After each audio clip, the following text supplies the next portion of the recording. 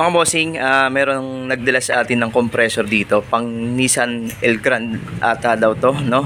Ang issue ni bossing, stock up na yung compressor. So ngayon, binuksan namin para makita namin kung anong naging sanhi ng pagka-stock up. Ang nakita namin mga bossing, natuyuan siya ng langis. Pero gumagana pa to, sir. Okay, gumagana pa rin naman, kaso umipit na, no? Kumbaga pag aircon na, malamang to, sir, umiyak na tong mo. Paano ba nung nag-stock up, syempre yung makina nahirapan yan. Hindi naman nangyari sa 3.5 yan eh. Malakas na akin. Pero umiinit ko siya. Talagang wala ng lamig nung Tupan na lang. kasi yung pagka-stock up nito medyo ipit talaga ng konti. Pero ang maganda rito, hindi talaga totally nadurog yung pinakambor, piston, saka yung lagayan. Meron lang kami nakitang portion dito sa ating pinakang lagayan ng piston natin na ayan eh, oh. Yan, may mga labo naman na. Yun. May mga umipit na malalaki. Malalaking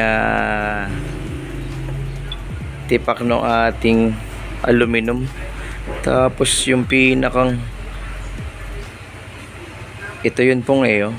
Yung ipit na ipit eh, no? Okay, tingnan namin mga bossing kung may magagawa tayo dito na maganda, no? Pero ang nakikita lang namin na pwede namin gawin, linisin lahat ng mga lagayan ng ating bearing na yon, yung half bearing na yon natin. Tapos liahin ng konti yung mga lumabas na mga aluminum. Pero maganda, yung bore tsaka yung piston hindi masyado siya na damage. Wala, palihan nyo lahat to, pati itong shafting.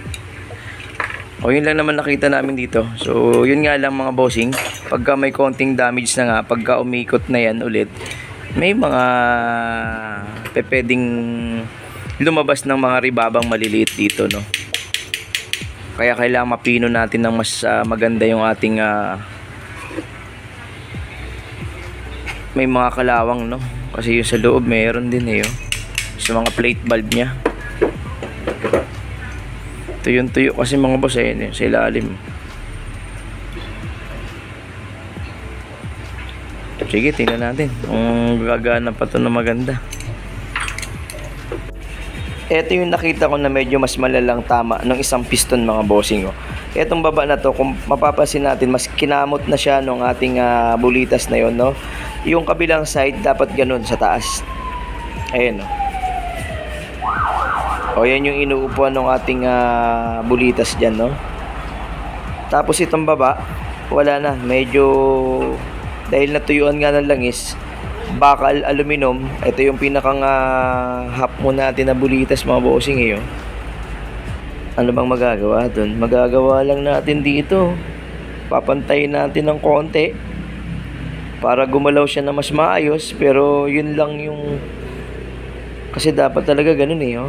Mga bossing, pag ganyan medyo lumaki na yan, meron ng wiggle na medyo malaki-laki yan, no? May laro ng medyo malaki kumpara dun sa nasa ilalim na eksakto lang dapat yung ating bulitas dun, no? O ito lang yung isang malalang nakita namin. So kung papaganahin, pwede pa naman to. Yun nga lang, kagaya sinasabi ko sa ating kliyente na nagdala nito, hindi mo na yan aasahan na hindi magbabawas o magkakaroon ng ribaba ulit, no? O yung mga bakal na pwedeng matanggal yan, o yung aluminum. Pag sumayaw na ng mas malaki yan, o mas nagwigil na yan, mas magagasgas na tong piston na to, tatama na sa bore. O yun na yung umpisa nun. Wala tayo kasing pamalit mga bossing, wala tayong ganito. Sayang kung mayroon sana. O subukan namin palinis. Malapit na siyang mabuo o mawasak. Huwag nyo nang galawin yung o-ring na ayaw pumasok doon. Mga bossing, mukhang negative tong ating piston dito, yung nilalagyan ng ating half ball na yun, no? Kasi tumitigas siya, umiipit, ayaw niyang lumaro. Kasi magaspang na yung ilalim niya, oh. Hindi natin siya makakuha ng liha ng maayos dahil mahirap liha.